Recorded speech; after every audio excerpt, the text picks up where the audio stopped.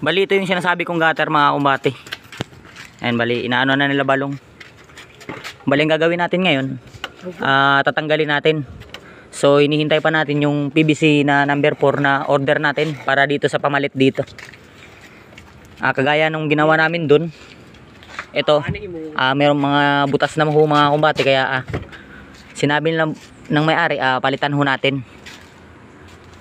Ayan, lahat ho yan galing ho dito mula papunta dun sa dulo. Lahat ho yan papalitan.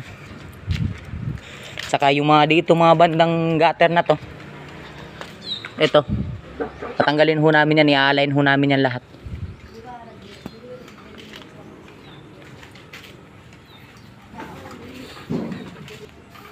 So yan, bali lahat ng yan tatanggalin natin kasi nga yung iba lumundo na at saka yung iba bulok na. Yan, bali inaano na namin, sinisimulan na namin tanggalin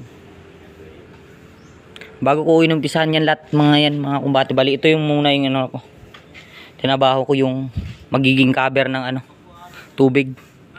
Yan, bali tapos na yan, pintura na lang yung kulang yan.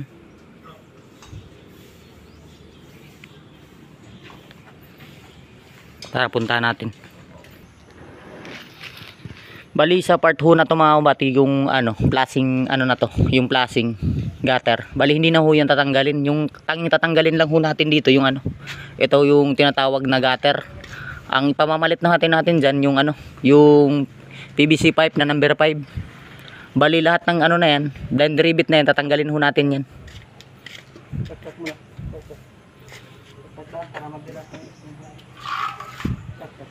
Ayan, bali yung scaffold na ginawa namin mga kumbate, bali napakataas. Mga lumang kahoy lang ho to na pinagtagpi-tagpi. Bali matibay naman ho na.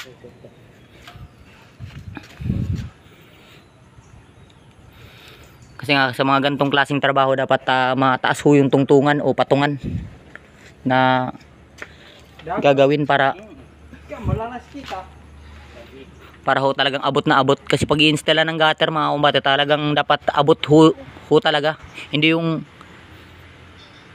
mo madudungawan, dapat madudungawan ho nyo yan para talagang yan. Yung pagtatanggal din ng blend rivet, tutusukin lang ho yan mga kumbate.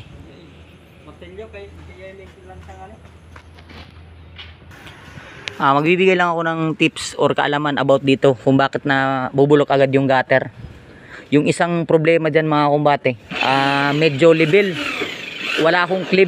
Dapat ho talaga dito sa pagbalagay natin dun, yung height doon 310. Pag dating ho dito sa dulo mga kumbate, ilalagay nyo lang yan sa 300 doon 310. Pagdating dito 305, mga ganon, 5 cm yung gap na hindi naman ho halata na talagang may cleavage kung tawagin, para yung tubig dadaloy mga kumbate. Yun yung pamamaraan ko para matagal lang mabulok yung gantong klaseng mga gutter. Kasi pag pantay lang ho yan mga kumbate, siguradong hindi yan maiiwasan, hindi 100% na talagang hindi maiiwanan ng tubig dyan, lalo na kapag merong mga dahong nabubulok na. Kaya sa pagkakabit ng gutter, kagaya ng mga gantong klaseng gutter, kahit nga itong PVC meron yung clip na nilagay ko, merong clip yan mga kumbate na para yung tubig dadaloy talaga doon, hindi magi-stuck. Ayan, yan ho yung isang sanhi ng ng mabilis na pagbulok ng gutter. Minsan yung iba talagang matagal na, talaga nabubulok na talaga. Pero yung isang sanhi talaga mga kumbate, yung talagang flat lang ho, dapat ho merong klebe para yung tubig dadaloy.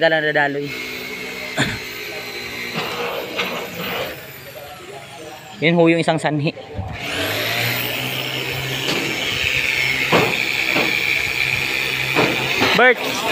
Bert, pag mabarina ka, pitik-pitik lang. Yan, dili pag-ungutan.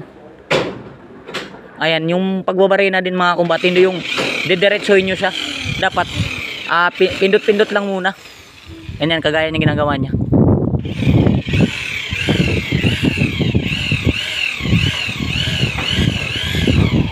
Di ba? Mabilis lang.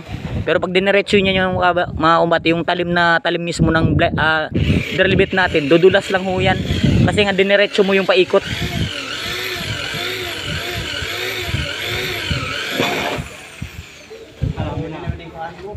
Sige, okay lang yan.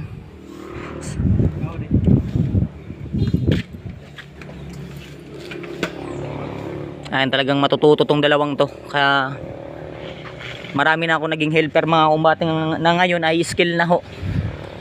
Kasi tayo ay nagbibigay ho tayo ng tip or idea or kaalaman para sa pag-i-install ng mga kagaya nito.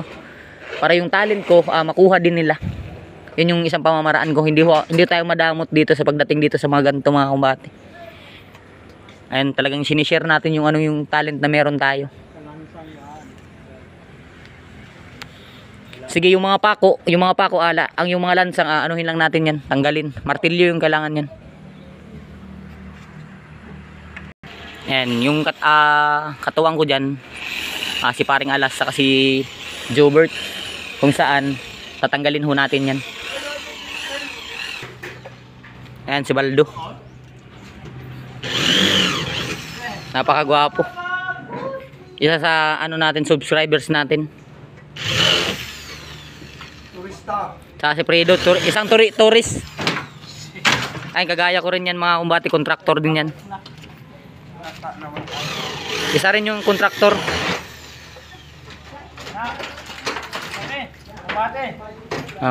Papaalam na mga kumbate.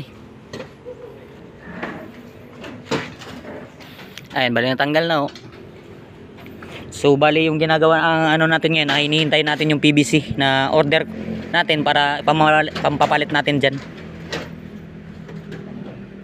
Yung magiging downspout nyan mga kumbate dito sa bebandang gitna, alagyan na natin to ng T-reducer kung saan yung number 5 na PVC lagyan natin ng reducer na number 3. Yan, meron naman yung T-reducer na number 3 yung nya, reduce nya. Bali yung gagamitan natin dito, number 5 na PVC tsaka yung reducer nya number 3. Ayan, para magsisilbing downspout.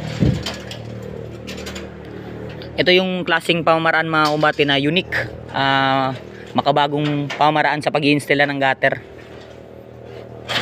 Ayan, talagang medyo matagal na rin to daw hutong mga gutter na to mga kumbate. Yung sabi nila boss. Ayan, talagang bulok na ho yung part na yan. Sa mga part na yan, bulok na ho. Tas saka dito.